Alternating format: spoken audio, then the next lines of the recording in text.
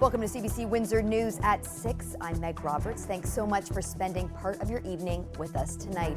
Well, coming up, truck traffic leading to the Ambassador Bridge is causing havoc for people living on the west side of the city. The city is now getting involved. And a milestone on the Gordie Howe International Bridge. We tell you what that is. Plus a moment two storm chasers will never forget, and not just because of the bad weather. Well, traffic leading up to the Ambassador Bridge has been an issue for years. Students and businesses in the west part of Windsor say they're regularly inconvenienced when trucks plug things up. The concerns have prompted the city to embark on a review on where the trucks are allowed to be. The CBC's Jacob Barker has more. Trucks clogging up Wyandotte Street West is pretty common. The city says Tuesdays and Thursdays are the worst. Just yesterday, a line of tractor trailers stretched more than a kilometer back from an entrance to the Ambassador Bridge. The bridge is the busiest commercial crossing in North America. Huron Church Road is the main artery leading to the bridge. And again this afternoon, crammed with traffic, leaving some trucks making the detour on other local roads. Well, this area of Wyandotte almost acts as an overflow area for trucks trying to get across the Ambassador Bridge into the United States.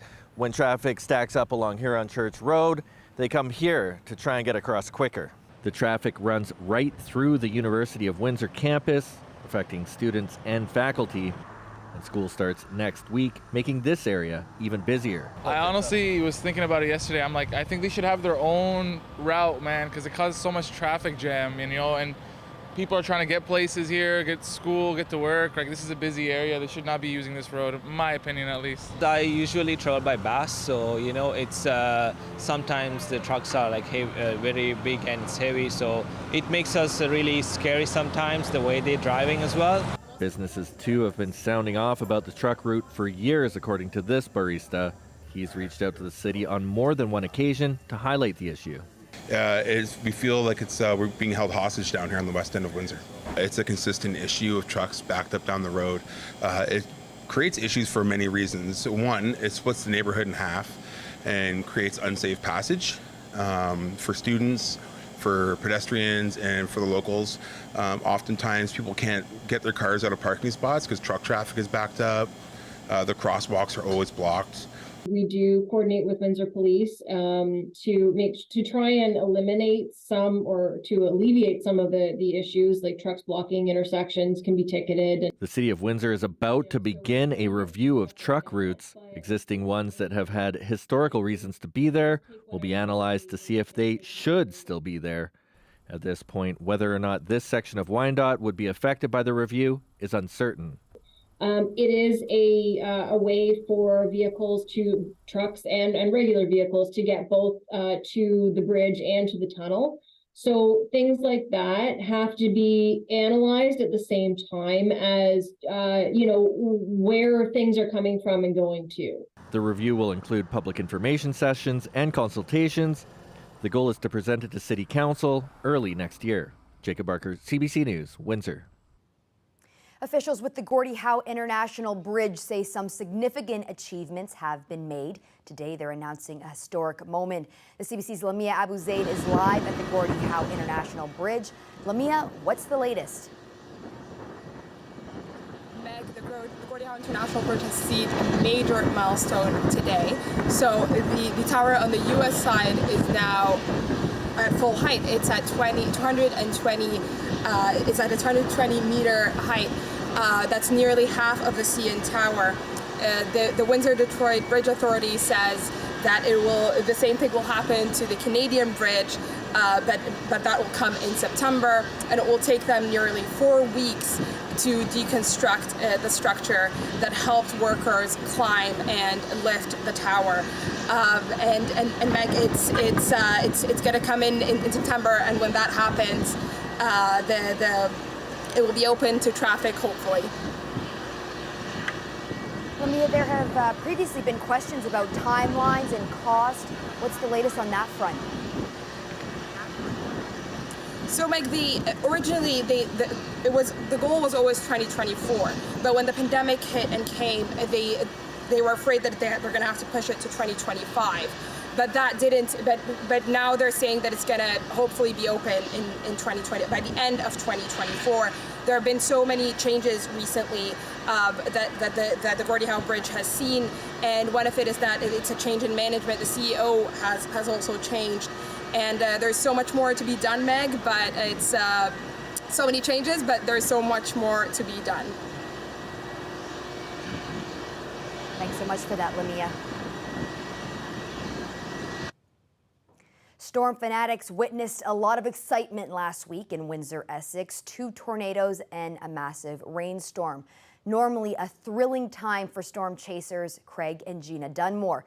But this time around, the couple had to stay inside as they were experiencing something even more life-changing. The CBC's Dawson Chen brings us the story. She's our little tornado baby. Essex resident Cecilia May Dunmore entered the world at 10:40 p.m. on August 24th in hospital. That's the same time that researchers with the Northern Tornadoes Project say at least 2 tornadoes touched down in the region. It was a fitting welcome for Cecilia because of her parents' hobby. They're storm chasers. Craig and Gina Dunmore are members of We See, Windsor Essex storm and environment enthusiasts. Just for the excitement of it. I like going out there and seeing what Mother Nature's got to offer, seeing the chaos, I guess. Cecilia's birth came just minutes after a regional phone alert by Environment Canada's tornado warning system. It also came within moments of a power outage at Windsor Regional Hospital's Met Campus, where delivery took place. We had our window shades rolled up so we could see that it was pitch black and there was lightning and lots of wind. And so when it was time to deliver her, that's when the tornado warnings went off. And so I was a little nervous, but I was in good hands. Despite the turbulent weather, Gina says the delivery was relatively quick with no complications. The couple say they're grateful for the team effort of the delivery room staff at Windsor Regional Hospital. The only technical hiccup? Clocks were reading incorrectly. Everyone's phone went off with the tornado warning. And then, so we started pushing, and then the power went out, and the clock reset to 12. And then 1 minute later, baby came out with the emergency lights on, and that was that. A power line technician by trade, Craig got into storm chasing as a teenager. These days, he's an avid photographer of lightning. The couple's storm chasing adventures will have to be put on hold for a while, but they say they'd like to bring Cecilia on a chase when she's old enough. Yeah, and I think also really instill an appreciation for nature and respect for nature, and to learn to be part of the environment and to care for it. It's safe to say tornadoes will be a part of Cecilia's upbringing.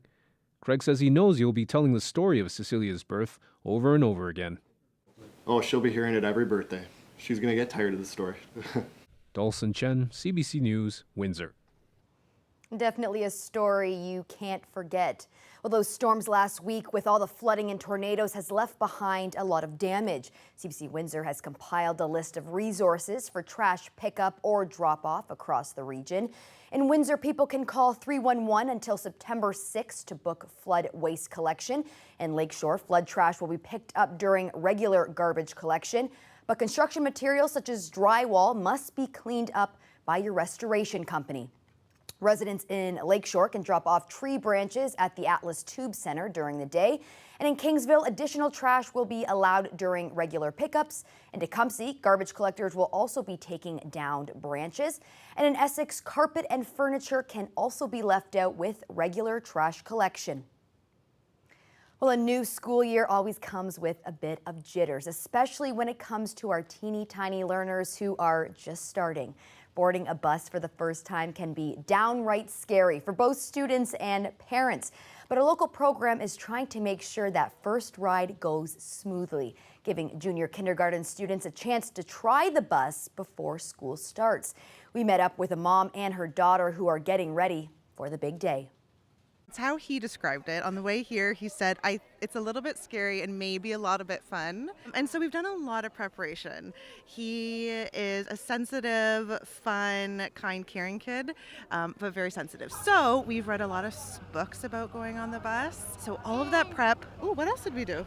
Blippi catches the bus. Oh, and a Blippi catches the bus. So all of that just to get him familiarized for the first time going in a vehicle without his mom and dad.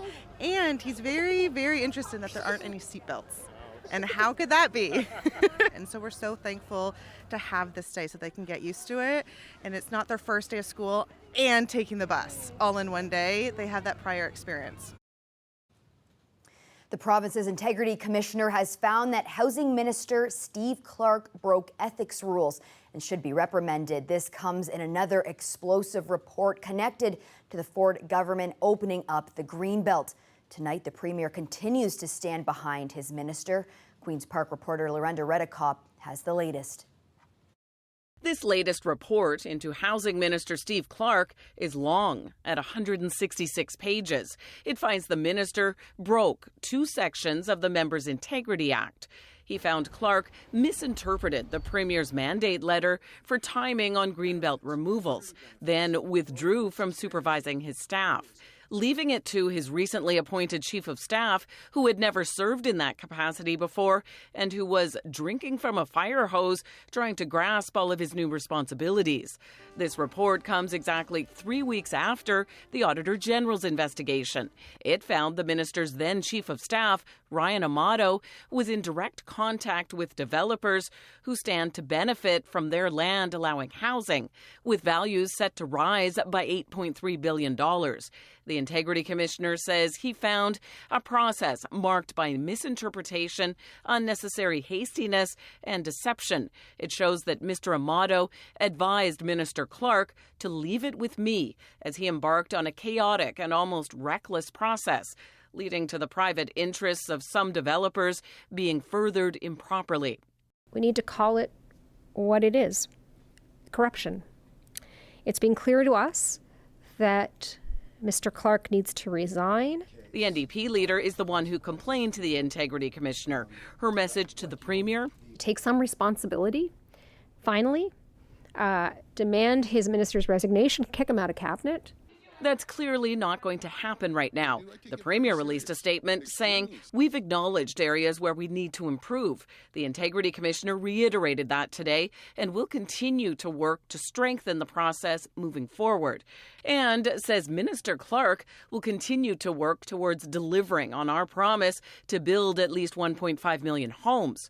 Clark then released a statement saying, "As minister, the buck stops with me, and I accept the Integrity Commissioner's findings. There were clear flaws in the process that led to today's report." For environmentalists, it adds strength to their argument that the land needs to be returned to the Greenbelt.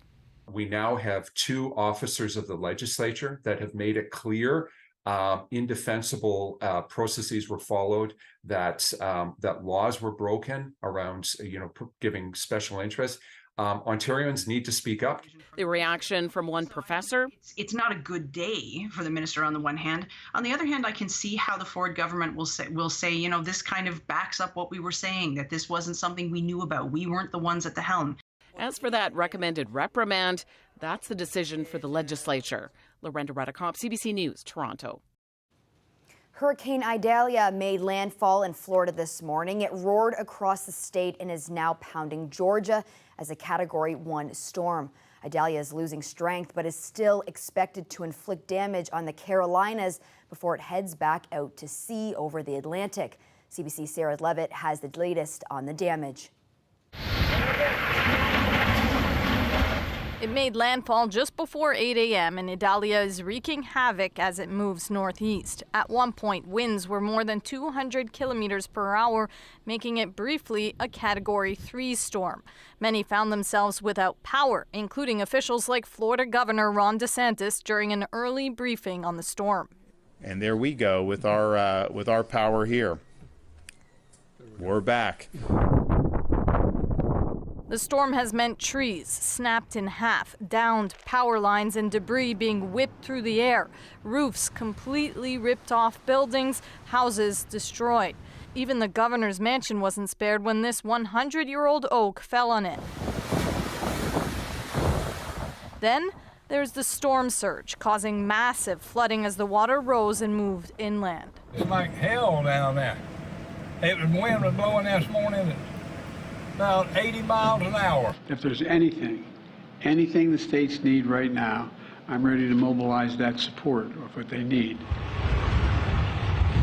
Both state and federal officials say response and recovery teams are in all 4 states impacted by Idalia. Utility crews working to restore power, U.S. Coast Guard members, aid workers, all on the ground to help.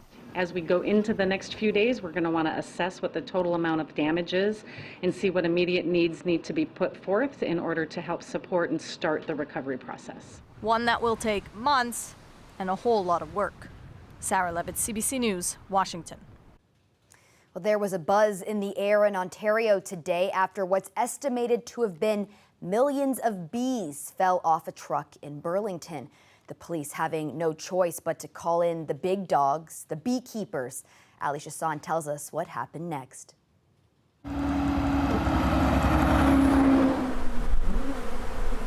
That's the sound of a sticky situation. Millions of bees spilled from their hives after the truck they were being transported on took a hard turn. We're moving them down to our farm in Grimsby, and I got a call from a bystander that I had beehives all over the road, and I just stepped on the gas even harder and got to my boys, right? 5 million of his bees swarmed the entire block, and so did local beekeepers trying to help. I saw it on CH News, so I decided to help. I got my bee suit always in my truck and tools, whatever I need. So I stopped in and give a hand. As soon as I got the message, I jumped up, got my suit, and drove over here. It was like walking through a war zone. I noticed a lot of dead bees on the road. As for the rest? The bees were quite agitated. We got stung like 60 times each, so yeah. The police warned people in the area to keep their windows closed as they called for beekeeper backup. Yeah, so it was a cloud of bees and a bunch of beekeepers, basically. So apparently a cloud of bees is a real thing. That's why I need to put one of these on. Let's do this. So the beekeeper strategy is to keep the hives here on this truck. And the idea is these worker bees will return to their hives or their homes at night. So apparently the ones that are still outside of the hives are the angry bees. So love that for me. The bees live inside the colonies and they have the equipment that they live on, so it's kind of, since they are a superorganism, they require that equipment that we provide. So we are using that equipment to kind of scoop them up. And yeah, sometimes by hand. The person driving the truck has been charged with towing an insecure load. After nightfall, when the remaining bees return, the bee's owner will help his colonies rebuild. See if we need to make our splits, see if we need to requeen, but hopefully these hives will make a strong recovery and queen themselves. As a beekeeper myself, it's really heartwarming to see the local industry come out and show up like this. Support that may have taken the sting out of his ordeal. Ali Chassan, CBC News, Burlington. Well, thankful that's not a story we hear about all the time. Here's a look at your tower cam today, really giving off those fall vibes. If you were into it, you're going to need to wait a little longer. We have your weather forecast coming up after the break.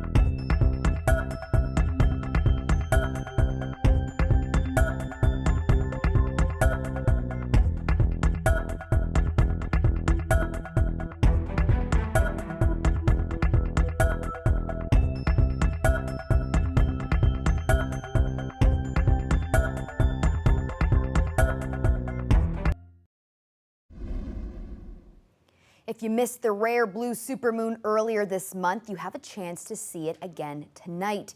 That moon already seen in other places across the world. This picture was taken south of Athens in Greece. Tonight's full moon will be the closest to Earth this year, appearing bigger and brighter than usual given its close proximity to us.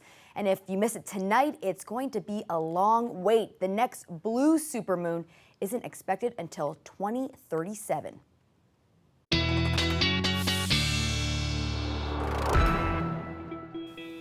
Colette, for anyone who is itching to see that blue supermoon tonight, what should we know about it and what are viewing conditions going to be like? Yeah, well, we're very lucky, Meg, that we're seeing improving conditions, the clouds breaking up. Finally, maybe you might want a jacket or a sweater, but we should be able to see this quite nicely. Just give it a few more hours yet. And just to kind of explain what that supermoon is, it's meaning the moon is in what we call perigee, so it's closer to the Earth in terms of the orbit, so about 363,000 kilometers away, excuse me, but it's normally, or when it's in apogee, over 400,000 kilometers away. So it is a bit closer, but it's more of how it appears to us. So in the sky, when we have a supermoon, it seems 10 to 15% larger. It also seems brighter as well. And in this case, the reason it's a blue supermoon, it is not going to appear blue. If anything, it might have a bit of an orange haze to it. It's because it's the second full moon of the month. So whenever we have two full moons in a month, the second one we refer to as the blue moon. All right, let's take you down to what's happening in the southeastern U.S. With tropical storm Idalia. Moving, of course, this morning it made landfall as a Category 3. It was briefly a Category 4, but then a Category 3 with wind speeds over 200 kilometers an hour, and then it has continued to track through Georgia. I've got a 12-hour loop on this, by the way. Georgia and now towards the Carolinas. So at the moment, some of the biggest concerns being the flooding in here, but you can have tornadoes as well, and of course those very strong winds, and the trajectory should be taking this out through the next 12 to 24 hours and kicking back out to sea. So just the tropical storm warnings in all of these areas and some flash flood warnings in there as too. Bringing it back closer to home so you can see these clearing skies and those clouds eroding so that we'll be able to see that blue supermoon so nicely. And once we get this clearing in, we're going to have several days of dry conditions and sunshine. So we get some fair weather clouds, and once the humidity starts building in the weekend, we might see a risk of getting into some showers, but mostly it is going to be a very dry and sunny and building warmth in our forecast. Current temperatures, anything but warm. I know that today with the clouds and the winds, those winds thankfully have backed off. Overnight temperatures may actually fall. We may see more single digits coming our way. I am keeping Windsor us at 10 degrees for that overnight low. Cool enough, right? Then 22, 25, and when you see these numbers getting into the 30s, you know, Meg, we're probably going to see some heat warnings coming out from Environment Canada because those humidex values will be approaching 40. After a day like today, I don't mind a heat warning. Thanks so much for that, Colette. You're welcome. Absolutely. An event in Spain might have you feeling like a meatball. We tell you why coming up after the break.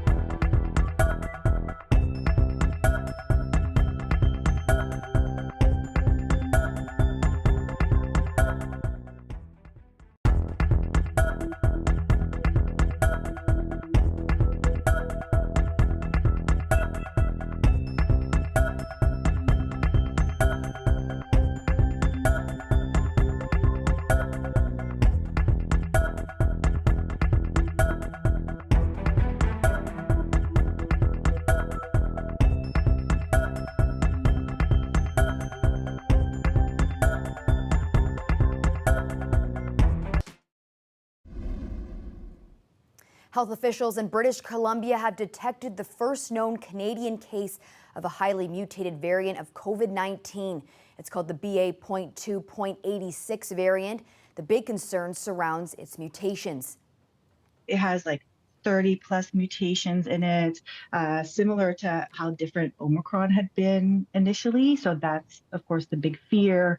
And with that many mutations, is there going to be a lot of what we call immune escape? So where it can not be affected, if you've been vaccinated, if you've had COVID before, that's not going to protect you if the virus is too different because of mutations.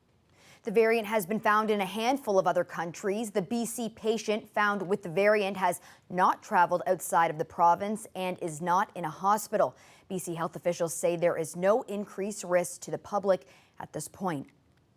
Well, the expression "paint the town red" takes on a special meaning this day at Spain's annual tomato fight.